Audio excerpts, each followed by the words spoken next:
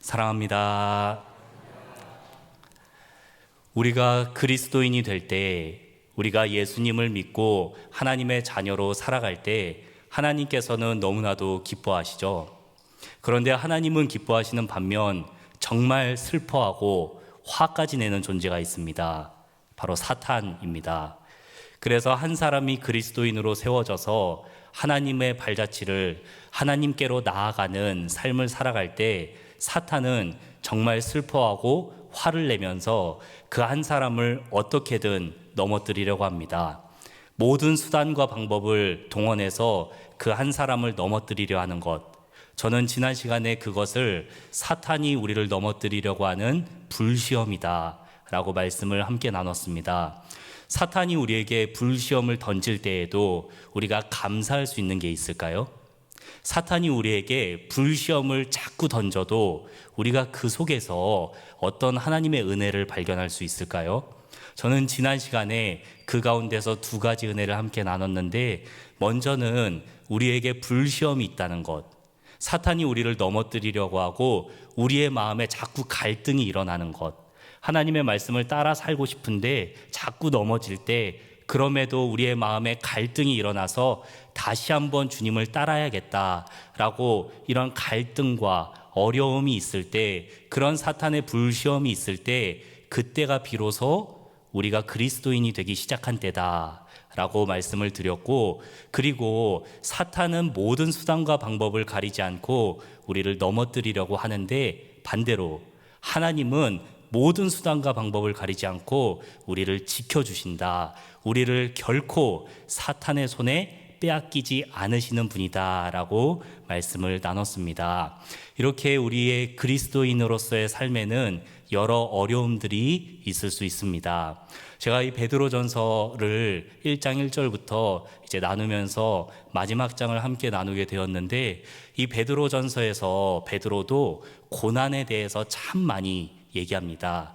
베드로가 이 고난에 대해 쓴 이유는 오늘 저희가 함께 읽었던 본문 중에 나와 있는 것처럼 세상에 있는 너희 형제, 세상에 있는 너희 자매, 그러니까 그리스도인들도 너희와 같이 동일한 고난을 당하고 있다 라고 말하면서, 그리스도인들에게 고난이 있기 때문에 베드로가 그리스도인들을 격려하고 힘을 내라고 위로하기 위해서 이 편지를 썼다 라고 얘기하고 있습니다. 그러면 베드로가 이 편지에서 고난에 대해서, 특별히 그리스도인이 받는 고난에 대해서 어떻게 설명할까요? 베드로는 고난에 대해서 두 가지 아주 강력한 이미지를 사용해서 설명을 했는데, 베드로의 말씀을 한번 확인하시겠습니다. 택하심을 함께 받은 바벨론에 있는 교회가 너희에게 문안하고 내 아들 마가도 그러하느니라. 근신하라, 깨어라. 너희 대적 마귀가 우는 사자같이 두루다니며 삼킬 자를 찾나니 너희는 믿음을 굳건하게 하여 그를 대적하라. 이는 세상에 있는 너희 형제들도 동일한 고난을 당하는 줄을 알미라. 아멘. 베드로가 그리스도인들이 당하는 고난을 어떻게 설명합니까? 베드로는 첫째로 우리가 당하는 고난을 설명할 때 우리는 바벨론이라는 도시의 가운데 있는 교회다 라고 설명합니다. 요즘 벚꽃철이죠.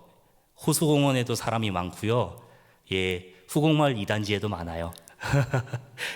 정말 사람이 많고, 저도 교회에서 주신 사택으로 가는 길에 벚꽃뿐만 아니라 라일락도 얼마나 예쁘게 펴 있는지, 향기도 좋고 정말 좋습니다.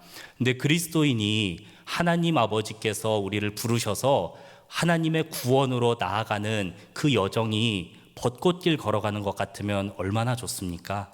라일락 꽃향기 맡으면서 한 걸음 한 걸음 걸어가는 것 같으면 얼마나 좋습니까? 그런데 베드로는 그렇게 얘기하지 않습니다.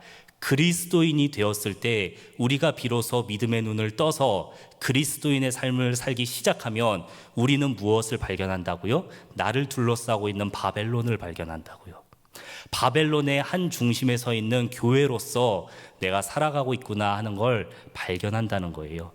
오늘 아침에 눈을 떠서 오늘 밤에 눈을 감는 순간까지 내 주위에는 바벨론이 있는 겁니다. 누굴 만나던 어딜 가던 나를 넘어뜨리는 바벨론이 존재한다라고 베드로가 얘기합니다. 그리고 또 하나 무엇을 얘기합니까? 그런 그리스도인들을 잡아먹기 위해서 굶주린 사자가 울부짖으며 어슬렁거린다. 누굴 잡아먹으려고요? 나를 잡아먹으려고요. 나를 잡아먹으려고 내 주위를 서성이면서 배가 고파서 울부짖고 있는 거예요. 어떻게든 나를 잡아먹으려고 서성거리고 있다. 너희 대적마귀가 너를 잡아먹으려고 너의 주변을 서성이고 있다. 이렇게 얘기하는데 얼마나 두려운 말씀입니까?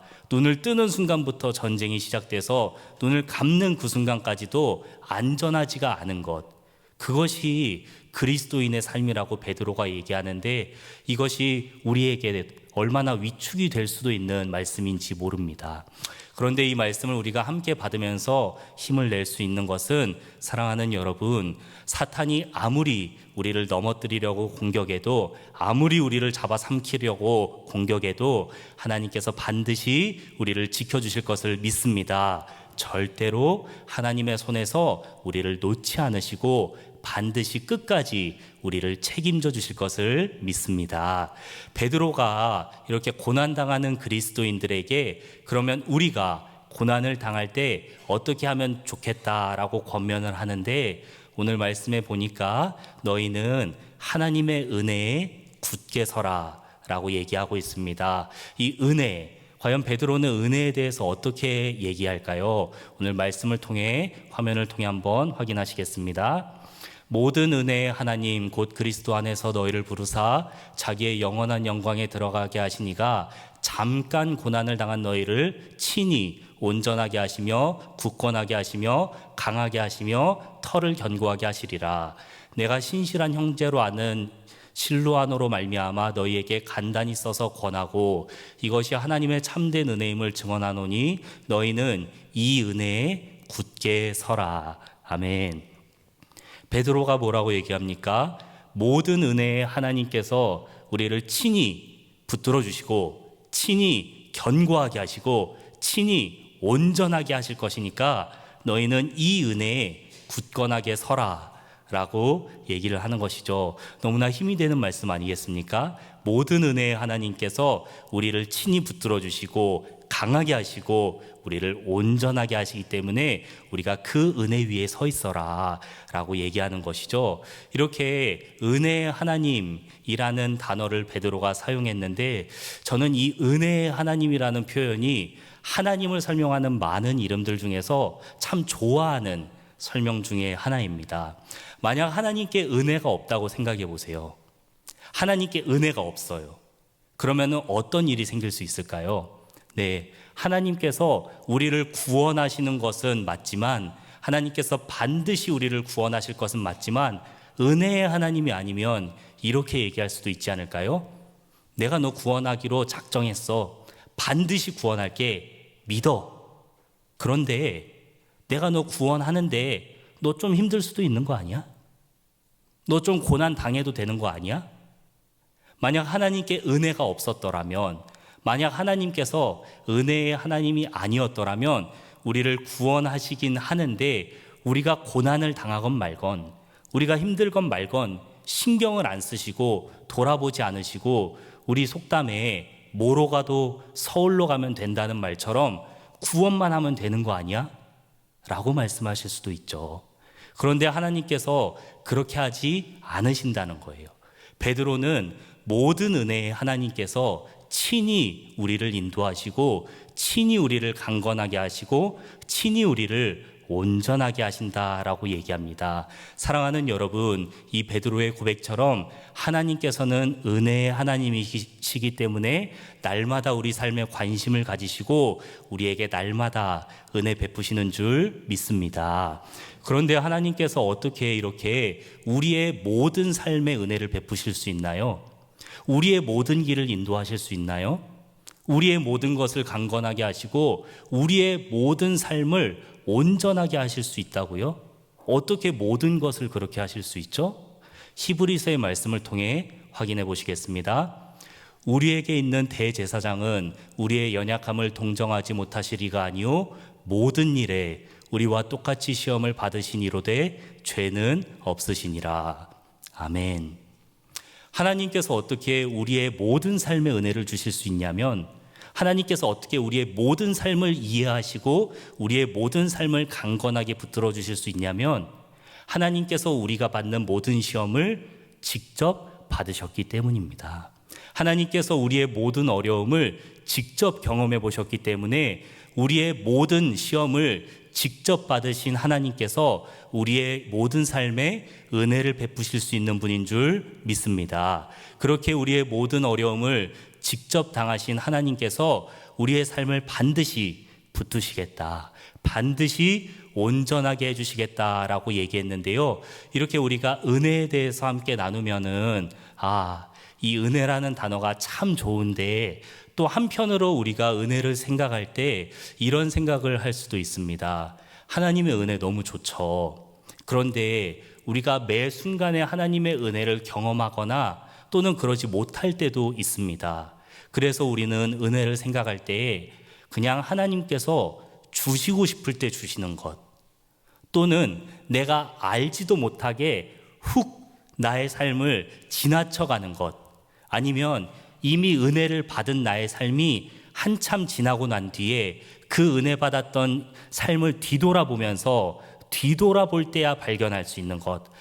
그때 하나님께서 나와 함께 하셨구나. 그때 하나님께서 나를 지켜주고 계셨구나 하고 지난 뒤에야 깨닫는 것. 그것이 은혜라고 생각할 수도 있습니다. 그런데 하나님께서 우리에게 그렇게 은혜만 베풀어 주실까요? 베드로는 이 하나님의 은혜에 대해 설명하면서 구체적이게 우리가 은혜를 받는 방법에 대해 설명했습니다. 베드로가 어떻게 설명하는지 화면을 통해 확인하시겠습니다. 먼저 이 그림은 제가 베드로전서 1장을 여러분과 함께 나눌 때 설명드렸던 그림인데요. 마음의 허리를 동이라 라는 말씀을 설명하면서 보여드렸던 그림입니다. 이스라엘 사람들이 이 말씀을 받을 때, 또 이 말씀을 편지를 받는 사람들이 허리를 동이라 라는 표현을 들으면 이 이미지를 떠올렸습니다. 왜냐하면 이 사람들이 입는 옷은 저 튜닉이라고 부르는 긴 옷인데요. 저 옷을 입고는 일상생활은 할 수 있지만 저 옷을 입고는 활발한 활동은 할 수가 없습니다. 그래서 허리를 동이고 뭔가 해야 될 일이 있을 때에는 저렇게 길게 늘어진 치맛자락 같은 옷을 이렇게 다리 사이로 넣고 허리춤 앞으로 빼내어서 허리에 단단하게 고정합니다. 그러면은 어떻게 되겠습니까? 몸을 편하게 움직일 수 있고, 그 마지막에 나오는 그림처럼 전쟁을 하기 위해서 무기를 들고도 편하게 움직일 수 있는 거예요.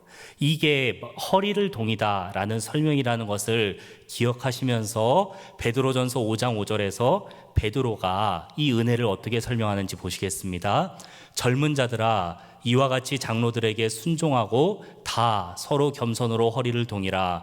하나님은 교만한 자를 대적하시되 겸손한 자들에게는 은혜를 주시느니라. 아멘. 하나님께서 어떻게 은혜를 주신다고요? 겸손한 자에게 은혜를 주신다 얘기합니다. 이 5절만 따로 떼어놓고 봐서 그러면 젊은 자들에게만, 순종할 때에만 은혜를 주시나 라고 생각할 수 있는데, 이미 그 앞선 1절에서 4절까지의 말씀에 하나님은 이 장로들에게 얘기하면서 이 말씀, 겸손해라 라는 말씀이 어떤 한 부류의 사람이 아니라 남녀노소를 가르지 않고 모든 사람이 다 서로 겸손으로 허리를 동여라. 하나님은 교만한 자를 대적하시고 겸손한 자에게 은혜를 주신다라고 말씀하는 것입니다.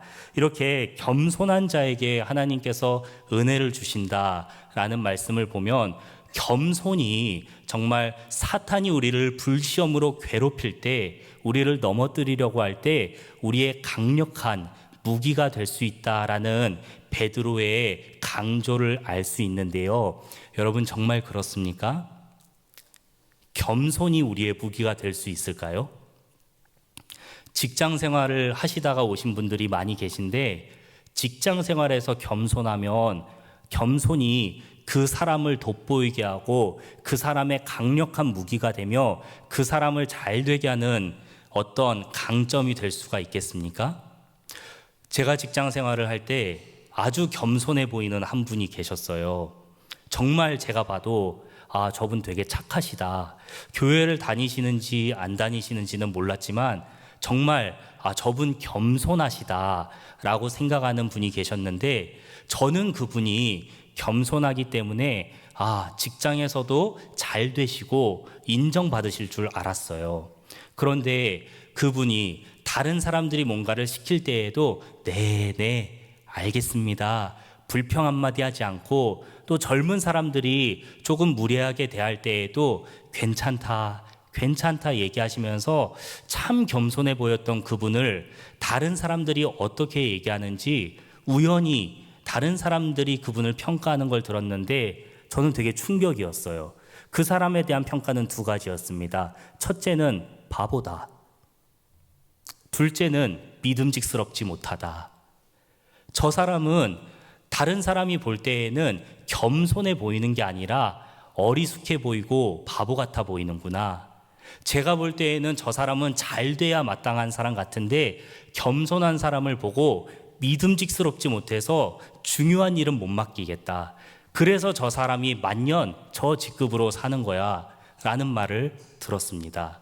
세상에서 겸손은 우리의 강한 무기가 되지 않을 수 있어요.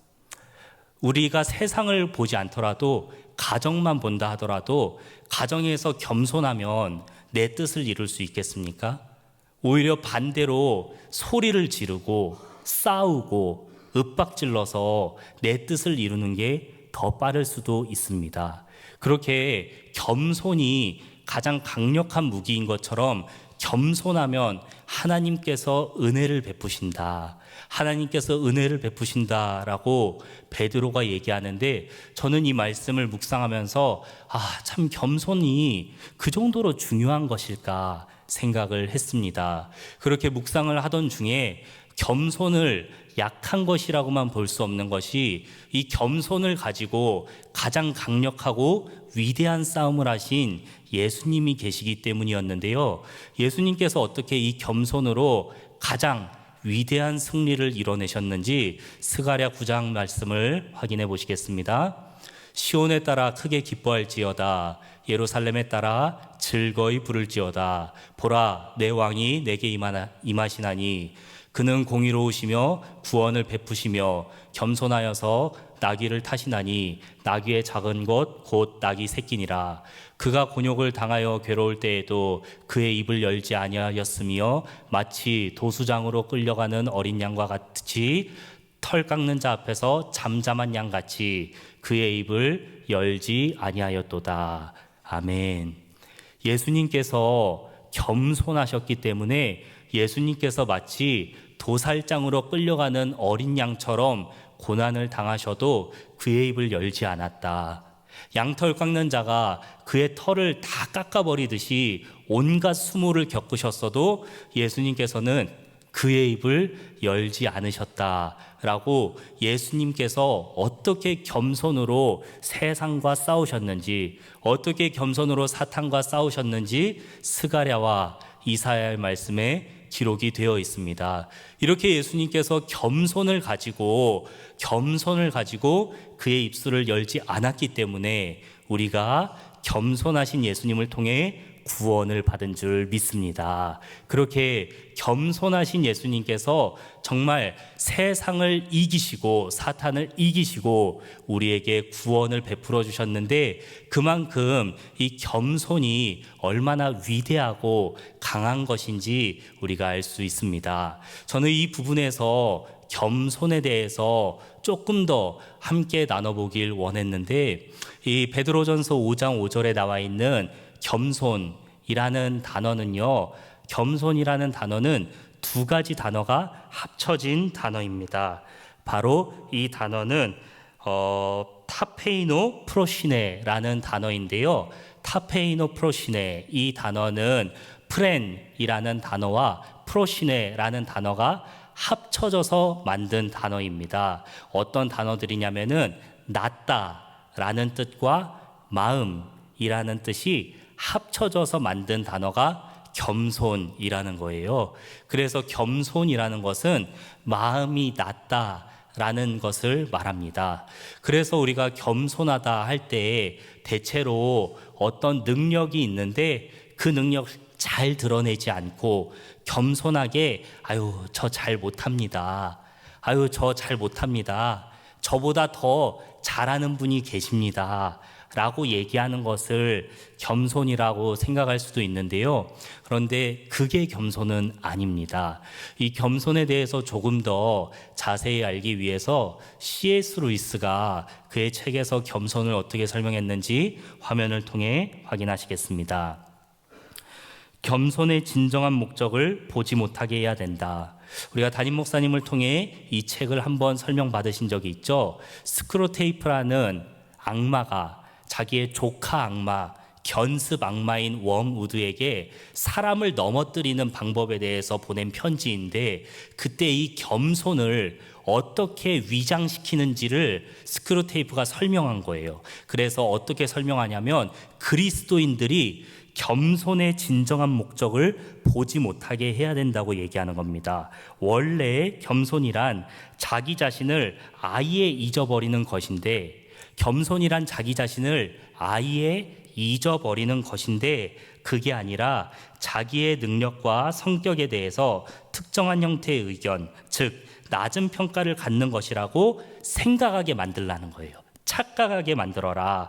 겸손이란 내 재능의 가치를 내가 실제로 믿고 있는 수준보다 낮게 보려고 애쓰는 것이라는 생각을 그리스도인의 마음속에 꼭꼭 박아주어라 라고 스크루테이프가 사람을 넘어뜨리는 방법에 대해서 겸손을 어떻게 착각하게 하는지를 설명한 것입니다. 겸손이란 그 사람이 자기 자신을 완전히 잊어버리는 것이 겸손인데요. 사탄이 우리 마음속에 주는 겸손에 대한 착각은요, 나의 능력을, 나의 실력을 낮게 보는 것, 내 스스로 나를 낮게 보는 게 겸손이다. 내 스스로 다른 사람들에게 나를 낮춰 말하는 게 겸손이다라고 착각을 하게 만들라는 것이죠. 그래서 이 말씀을 우리 예수님께 적용시키면 예수님께서 보이셨던 겸손은 바로 자기 자신을 잊어버리는 겸손이었다라는 것을 알 수 있습니다. 예수님은 아까 우리가 살펴보았던 스가랴서 9장의 말씀처럼 공의로운 왕이십니다. 예수님은 우리를 구원하시는 왕이시죠. 예수님은 그 입술의 말씀으로 이 세상을 창조하셨고, 그 입술의 말씀으로 이 세상을 또한 소멸할 능력을 갖춘 분이십니다. 그런데 예수님께서 그 입술을 열지 않으셨다라고 이사야서에 얘기합니다. 입술을 열지 않으셨습니다. 입술을 열 수 있는 분이 말하는 방법을 까먹은 것처럼, 이 세상을 소멸할 능력을 갖추신 분이 마치 그 자신에게 그 능력이 있는 걸 까먹으신 분처럼, 자기 자신을 완전히 잊어버리신 분처럼 입술을 굳게 닫으신 것, 그것이 바로 겸손이다라고 베드로가 얘기하고 이사야가 얘기하며 C.S. 루이스가 얘기한 것입니다. 사랑하는 여러분, 과연 이런 겸손을 가질 때, 나 자신을 잊어버리는 겸손을 가질 때 우리가 하나님께 은혜를 받고 사탄의 유혹을 이겨내며 또 하나님께서 우리가 가는 모든 곳에 은혜를 베푸시고 천국을 만들 수 있을까요? 저는 이 말씀을 묵상하면서 저에게도 과연 이 겸손이 있나 생각해 보았습니다. 만약에 제가 저의 가정에서 제가 막 소리를 칠 수 있어요. 소리를 친 적이 있었을까요? 없었을까요? 여러분의 상상에 맡기겠습니다. 제가 막 소리를 칠 수 있죠. 제 목소리를 들어보신 분들은 아시겠지만 전 목소리가 엄청 큽니다. 목소리를 크게 내는 직장에서 일을 했고 무전기를 쓰면서 일을 했기 때문에 아주 목소리가 커요. 그냥 말해도 싸우는 것 같고 말투도 그렇게 살갑진 않습니다. 그런데 이런 제가 남편으로, 가장으로 제가 막 소리를 지르고 윽박질러서 어떤 일을 이뤄낼 수 있는데, 내 뜻을 이뤄낼 수 있는데, 그렇게 하면 우리의 가정은 하나님의 은혜가 임하진 않고, 그렇게 하면 우리의 가정은 하나님의 천국은 되지 않을 것 같더라고요. 그래서 만약에 저에게 그럴 수 있는 능력이 있는데 내가 나를 잊어버리면 어떻게 될까? 소리칠 수 있는 나 자신을 잊어버리고, 아이를 혼낼 수 있는 나의 권위를 잊어버리고, 내 마음대로 결정할 수 있는 내 마음대로 할 수 있음을, 내 생각을, 방식을 잊어버리면 어떻게 될까? 그렇게 하면 그곳이 천국이 되겠더라고요. 사랑하는 여러분, 같은 논리입니다. 우리가 교회에서 내 색깔, 내 방법, 내 향기, 모든 것을 드러낼 수 있죠. 크게 말할 수 있고 강하게 주장할 수 있죠. 그런데 그렇게 얘기하면 내 뜻은 이루어질 수 있을지 몰라도 하나님의 은혜는 임하지 않아요. 하나님은 교만한 자를 대적하신다고 했으니까 어쩌면 목소리를 크게 내는 제 앞에서 저를 혼내려고 몽둥이를 들고 계실지도 모르죠. 제가 이 사실을 깨달으니까 그동안 제가 그렇게 해왔던 일들이 생각이 나면서 너무 죄송한 거예요. 하나님께도 죄송하고 가족들에게도 미안하고, 혹시 내 동역자들에게는 그러지 않았는가? 너무 미안한 거예요. 하나님께서 나를 대적하고 계시진 않았을까? 그런 생각도 들었습니다. 그런데 반대로 그렇게 할 수 있는 나 자신을 잊어버리면 하나님께서 그런 자에게 은혜를 베풀어 주신다. 하나님께서 그런 자를 통해서 하나님의 나라를 이루신다. 하나님께서 그런 자들을 함께 하시고 모든 일에 강건하게 온전하게 해주신다라고 하니, 사랑하는 여러분, 우리도 나 자신을 잊어버리는 겸손을 통해 하나님께서 베푸시는 은혜를 날마다 누리는 은혜가 있길 간절히 소망합니다. 말씀을 맺겠습니다. 오늘 저희가 베드로 전서의 말씀을 마무리하면서 베드로가 고난을 받는 그리스도인들에게 권면했습니다. 여러분들에게 고난이 있을 수 있습니다. 불시험이 있을 수 있습니다. 그 가운데에서 우리가 의지할 것은 하나님의 은혜입니다. 그런데 그 하나님의 은혜는 어떻게 임합니까? 겸손한 자에게 임합니다. 겸손한 자에게 임합니다 라고 얘기하죠. 여러분, 베드로가 어떤 사람입니까? 예수님께서 너희가 다 나를 떠날 것이다 얘기했을 때 저는 안 떠납니다 얘기했던 사람 아닙니까? 겸손이랑 제일 거리가 멀어 보이는 제자죠. 그런 베드로가 겸손을 얘기합니다. 그런 베드로가 겸손이 가장 강한 무기라고 얘기합니다. 그런 베드로가 겸손이야말로 하나님께서 우리에게 은혜를 주시는 통로다라고 얘기합니다. 그러니까 정말 중요한 거예요. 겸손한 것은, 하나님 앞에서 나 자신을 잊어버리는 것은 정말 중요한 것입니다. 너무 어렵겠지만 우리가 하나님의 사랑을 받았으니 또한 하나님 앞에서 겸손할 수 있는 능력도 받게 될 줄 믿습니다.